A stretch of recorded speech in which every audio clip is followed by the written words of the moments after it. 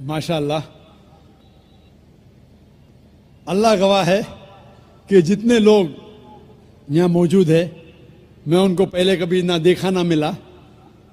हो सकता है कि ये लोग ने मुझे टीवी पे देखे या मेरे कैसेट देखे, लेकिन कोई शख्स अगर इस्लाम कबूल करना चाहता है तो मैं उसे रोक नहीं सकता हूँ, ना ये देश रोक सकता है।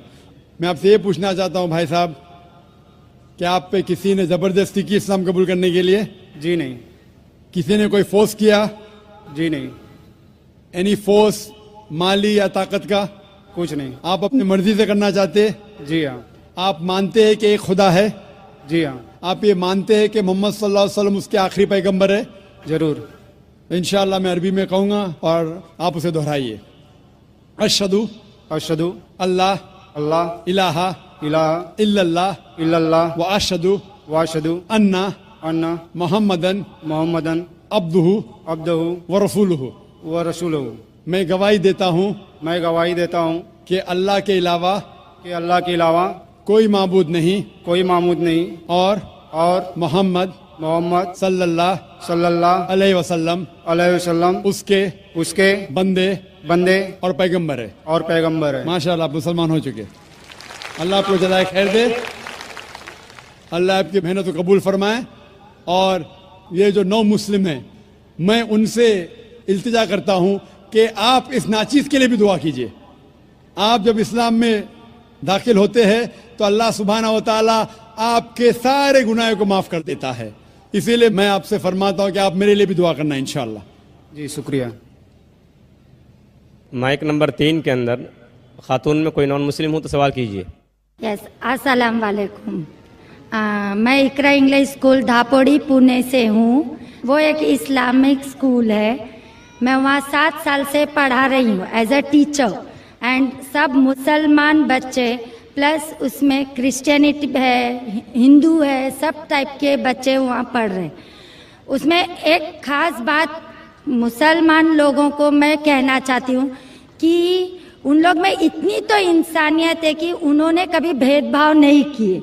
आज वो स्लम एरिया है, लेकिन वो स्लम एरिया होते हुए भी कुछ मेंबर्स सब मुसलमान हैं, लेकिन वो लोग जितना आदर भाव से सम्मान दोनों लोगों को दे रहे हैं, उसके लिए मैं वो तारीफ करना चाहती हूँ। वो बात ठीक है, लेकिन सर आपके लिए मेरा एक सवाल ये है कि आपके इतने फॉलोवर्स हैं, आज वो दिख कर आ रहा है जो फॉलोवर्स है, तो आप प्लीज़ आपसे रिक्वेस्ट है कि पीस टीवी चैनल से आपके बातें हमारे तक पहुँच रही है, तो आप प्लीज़ हमारे लिए सही न्यूज़ चैनल का बंदोबस्त करिए। वो भी please sir, 1 minute, I want 1 minute मोर। बहुत दिन से लाइन लगाकर बहुत सवाल थे, लेकिन I am doing very short. और एक बात है कि आज जो अफवाह है, एक मुसलमान बम विस्फोट में पकड़ा गया। आज मैं मुसलमान लोगों में खड़े होकर उनकी तारीफ नहीं करना चाह रही। फैक्ट एंड फ्रैंक स्पीकिंग कि मेरा ये कहना है, 2 दिन के बाद न्यूज़ में ये माना जाता है कि कोई और था। ठीक है, आप लोगों से, आपसे ये चाहती हूँ कि आप हमारे तक सही न्यूज़ पहुँचाने की कोशिश करिए कि आपके चाहने वाले काफ़ी हैं। मैं पूना में भी आपका प्रोग्राम देख चुकी हूँ, आपके बहुत फॉलोवर्स हैं। मैं 7 इयर्स से इकरा इंग्लिश स्कूल में पढ़ा रही हूँ। बहुत सारी मिसअंडरस्टैंडिंग थी, लेकिन अल्हम्दुलिल्लाह सब दूर हो गई। आज मैं सब दुआ जानती हूँ। I am from a Brahmin family, but I don't want to take a time, so I thank Iqra English school Dhapudi Pune, जो वो गरीब लोग आज इतना काम कर रहे हैं, वो मुझे उनको थैंक्स कहना चाहती हूँ। बस, okay, thank you very much. बहन ने अच्छा सवाल पूछा है। सवाल के पहले ये कहा कि वो एक इस्लामिक इकरा स्कूल में पढ़ाती है, टीचर है दापोली पूना में, और वहाँ के मुसलमान बच्चे, हिंदू बच्चे, क्रिश्चियन बच्चे हैं, लेकिन मुसलमान बच्चे आपस में भेदभाव नहीं करते, जात पात में नहीं मानते। बिल्कुल अच्छी बात है, अल्हम्दुलिल्लाह। बहन का सवाल है कि मेरे मानने वाले बहुत है, ये मैं नहीं जानता हूँ, अल्लाह सुब्हाना व तआला का करम है। जैसा मैंने कहा कि मैं नाचीज़ हूँ, मैं कोशिश करता हूँ कि इस्लाम का पैगाम फैलाऊं, और इस्लाम के पैगाम के वजह से माशाअल्लाह कई लोग माशाअल्लाह इस पैगाम को सुनते हैं। लेकिन जब भी जिसके भी फॉलोअर्स बढ़ते हैं उसके दुश्मन भी बढ़ते हैं साथ साथ। और हम जानते हैं कि दुनिया में सबसे ज्यादा माना हुआ शख्स, सबसे बेहतरीन इंसान इस दुनिया में मोहम्मद सल्लल्लाहु अलैहि वसल्लम, इसमें कोई शक नहीं, मोहम्मद सल्लल्लाहु अलैहि वसल्लम। लेकिन सबसे ज्यादा किताबें अगर कोई शख्स के खिलाफ लिखी गई है वो मोहम्मद सल्लल्लाहु अलैहि वसल्लम के खिलाफ। बहन का सवाल है कि वो पीस टीवी देखती है, पीस टीवी से खुश है, पीस टीवी से इस्लाम का पैगाम फैल रहा है। वो चाहती है कि एक ऐसा चैनल शुरू करूं मैं जो सही न्यूज इंसानों तक पहुंचाए। आप गोया के मेरे दिल में झांक के मेरे दिल की बात कह रही है।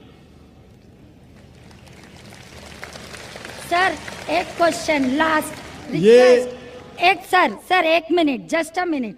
आज सारी दुनिया की अर्थव्यवस्था बर्बाद हो रही है। साम्यवादी रूस की अर्थव्यवस्था लगभग समाप्त हो गई है।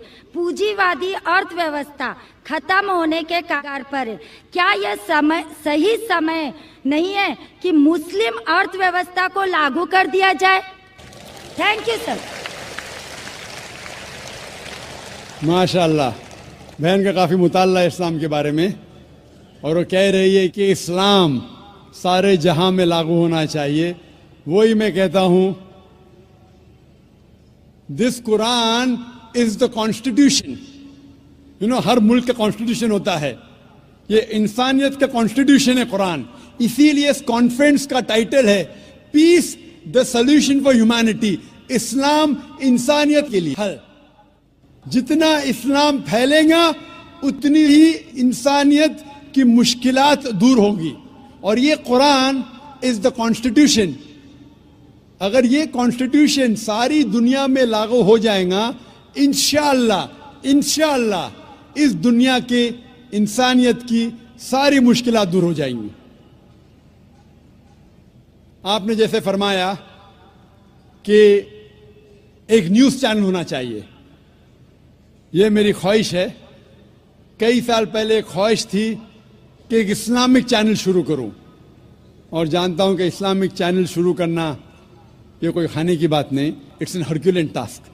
शुरू करने के बाद इस्लाम के मुताबिक, कुरान और हदीस के मुताबिक चलाना तो और मुश्किल काम है। ये अल्लाह ताला, और मैं हमेशा समझता हूं कि अगर जो भी चीज आप करना चाहते, आपको जो भी अल्लाह ताला ने दिया है वसाइल, उससे शुरू करो। आपके पास 100 रुपया, शुरू करो, रुको मत, जब वसाइल आएंगे तो शुरू करूंगा। हमने शुरू किया हमारे इदारे के जरिए, अल्लाह ताला ने हमारी मेहनत को कबूल फरमाया।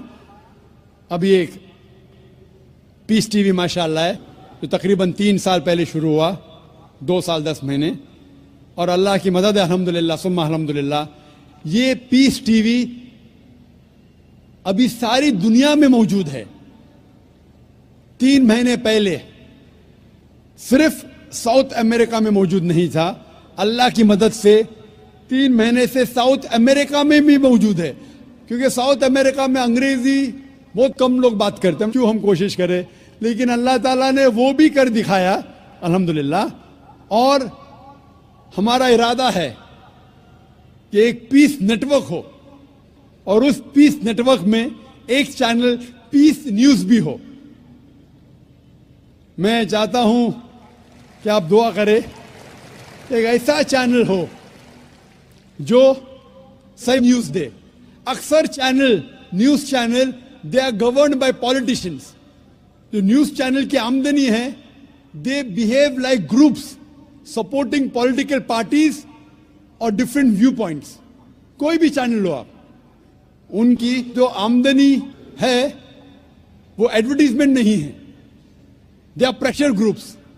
और मैं जानता हूं, जैसे मैं तकरीर में कहा था, इस टेररिज्म मुस्लिम मोनोपोली, क्या आतंकवाद मुसलमान की विरासत है, पुनः मैं आपने सुना होगा। और मैंने कहा था कि मेरे नजदीक ये पॉलिटिशियंस है जो मेन जिम्मेदार है आतंकवाद के, और एक न्यूज चैनल कायम करना विदाउट पॉलिटिकल सपोर्ट, मैं नहीं जानता कोई न्यूज चैनल आज है जो पॉलिटिकल सपोर्ट के बिना चल रहा है। न्यूज चैनल कायम करना बहुत मुश्किल है। न्यूज चैनल कायम करके कुरान और हदीस के मुताबिक चलाना बहुत बहुत मुश्किल है। मैं चाहता हूं कि आप सब दुआ करें कि अल्लाह सुब्हाना व तआला हमसे ये भी काम करवाए कि इंशाअल्लाह मुस्तकबिल में एक ऐसा चैनल हो जो सिर्फ मुसलमानों के लिए नहीं, गैर मुसलमानों के लिए भी एक साफ सुथरा न्यूज चैनल हो जो हक की बात फरमाए।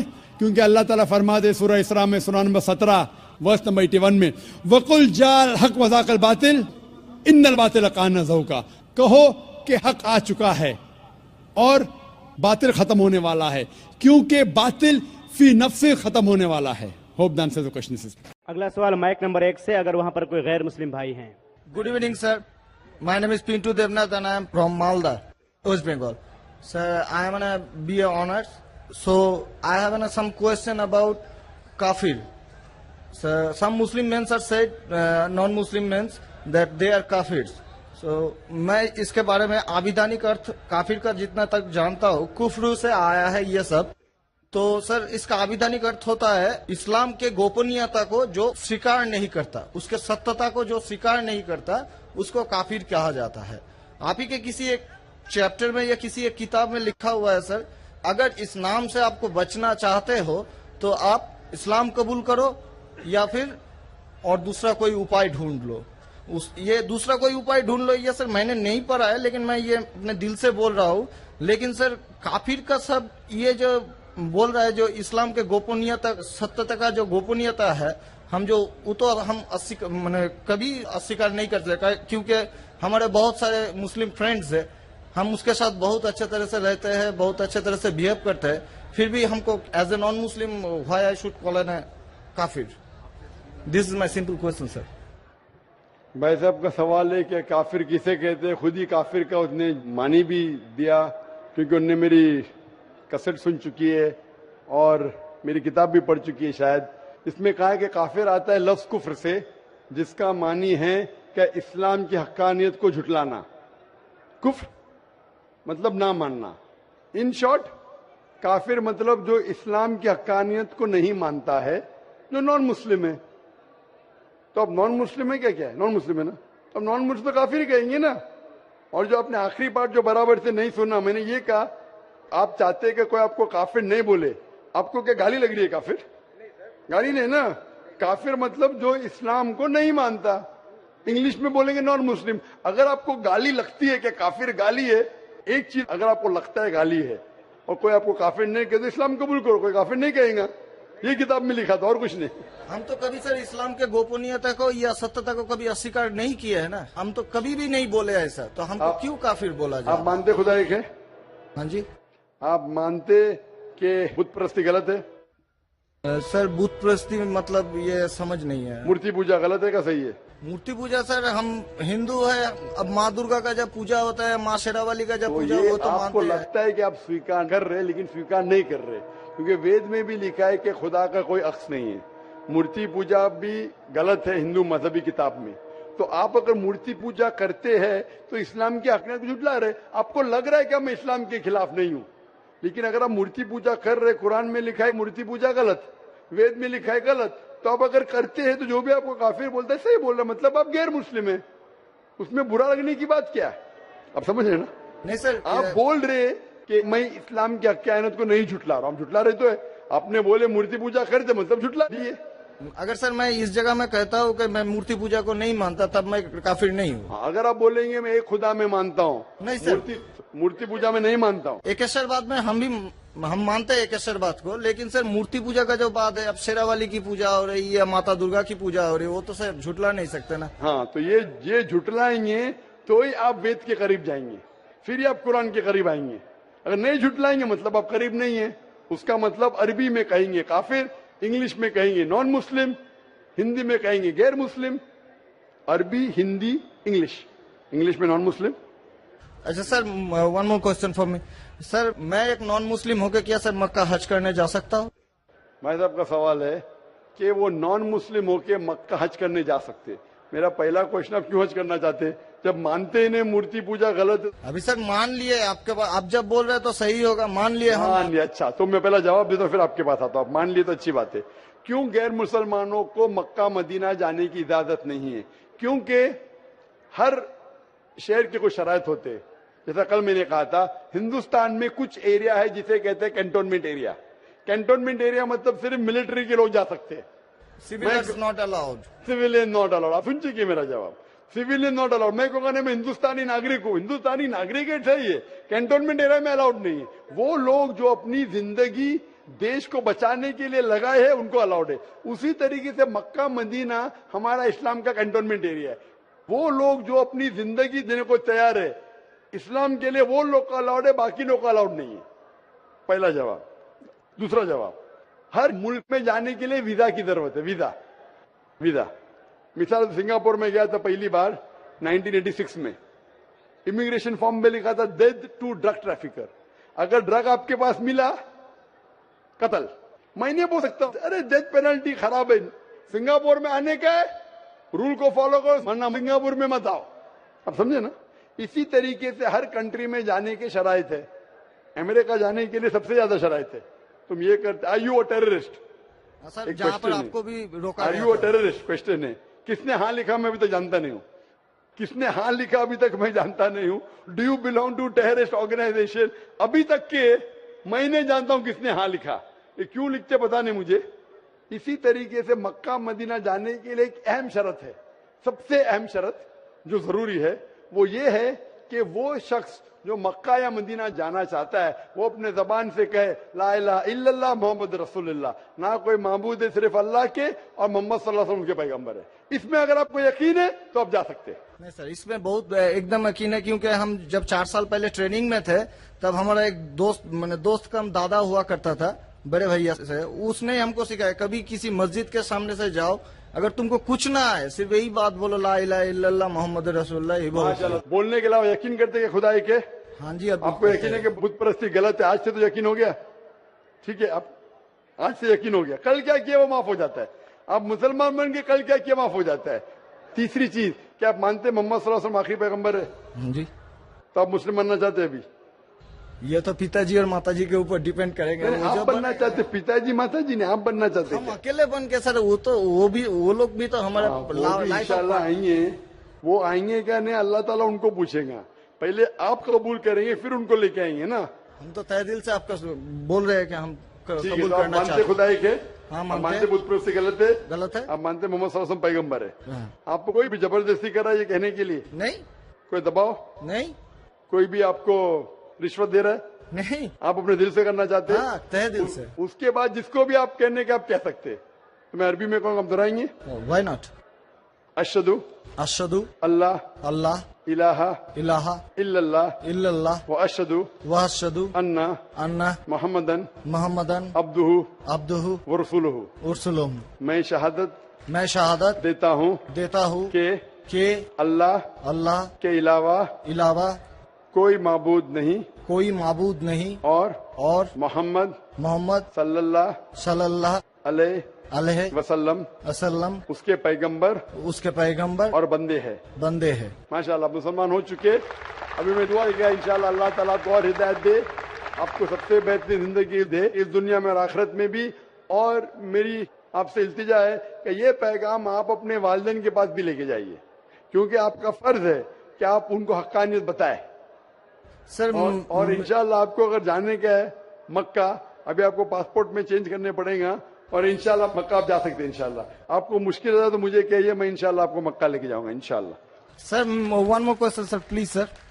सर मैं सर एक मेरा सर लाइफ अचीवमेंट चाहिए सर, प्लीज सर एक ऑटोग्राफ देंगे आप?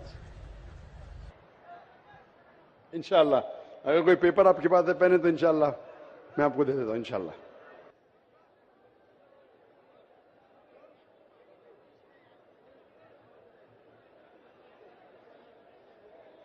माशाअल्लाह, लोग जुर्रत और हिम्मत से काम ले रहे हैं हक को जानने के लिए, हक को मानने के लिए।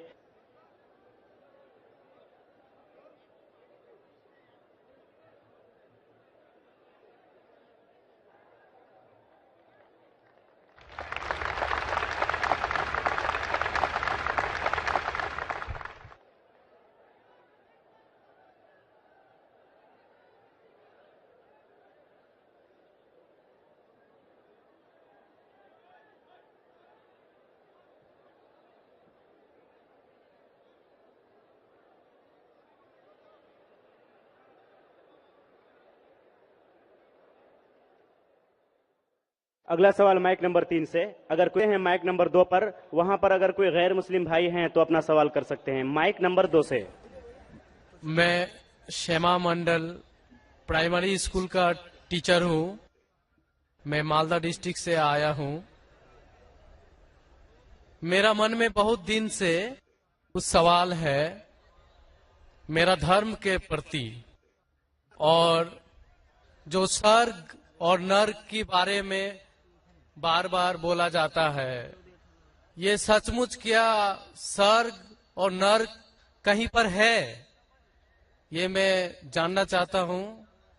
या ये डर है जो इंसान को गलत काम करने से रोकता है?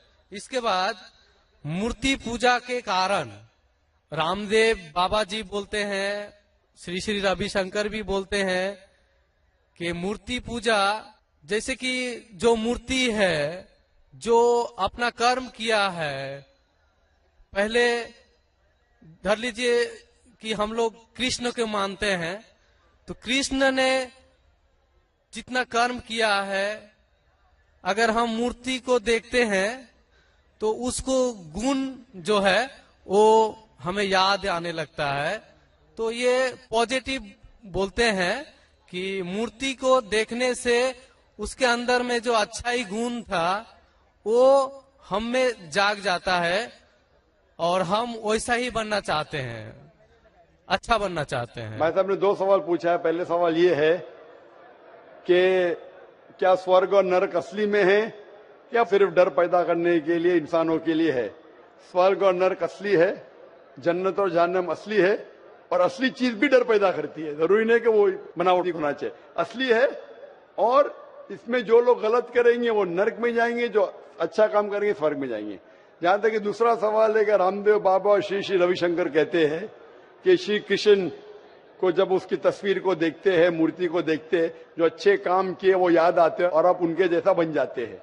ये कह रहे श्री श्री रविशंकर और रामदेव बाबा। आप श्री श्री रविशंकर में मानेंगे या वेद में मानेंगे? वेद कहती है, यजुर्वेद चैप्टर नंबर 32 वर्ष नंबर 3, न तस्य प्रतिमा अस्ति, उस ईश्वर की प्रतिमा नहीं। लिखा है शतशतर उपनिषद में चैप्टर नंबर 4 श्लोक नंबर 19, न तस्य प्रतिमा अस्ति, उस ईश्वर की कोई प्रतिमा नहीं, कोई अक्ष नहीं, कोई फोटोग्राफ नहीं, कोई पेंटिंग नहीं, कोई पिक्चर नहीं, कोई आइडल नहीं, कोई स्टैच्यू नहीं। तो आप श्री श्री रविशंकर की बात मानेंगे या वेद की बात मानेंगे? अगर आप श्री श्री रविशंकर की बात मानते हैं और वेद की बात को छोड़ देते हैं तो आप श्री रविशंकर के चेले बनते हैं, लेकिन वेद के नहीं। मैं भी अगर कुछ कुरान के खिलाफ बात करूं तो मुझे छोड़ दीजिए। मैं हमेशा कुरान का हवाला देता हूं। कुरान अल्लाह की किताब है, तो कुरान का हवाला देके कुरान की बात करता हूं तो मानो। अगर कुरान को मैं छोड़ दूंगा तो मेरी बात भी मत मानो। जो कुरान और सही हदीस के खिलाफ बात करता है, कितना भी बड़ा आलिम हो, उसकी बात मत मानो। उसी तरीके से मैं जो बात कर रहा हूं वेद की बात कर रहा हूं। तो अगर वेद की बात टकराती है श्री श्री रविशंकर से, रामदेव बाबा से, और मेरा डिबेट हो चुका है श्री श्री रविशंकर के साथ, मेरा डिबेट श्री श्री रविशंकर के साथ हो चुका है बैंगलोर के अंदर। और वो डिबेट देखिए आप, वो डिबेट का मौजू था concept of God in Hinduism and Islam in the light of the scriptures. Means धर्म की जितनी किताबें हैं उनकी रोशनी में खुदा का क्या तस्वुर है इस्लाम और हिंदुइज्म में। और मैंने इतने हवाले दिया वेद के, हिंदू धर्म क्या कहता है। आप वो डिबेट देखिए और आप ही फैसला कीजिए कौन हक के ऊपर है।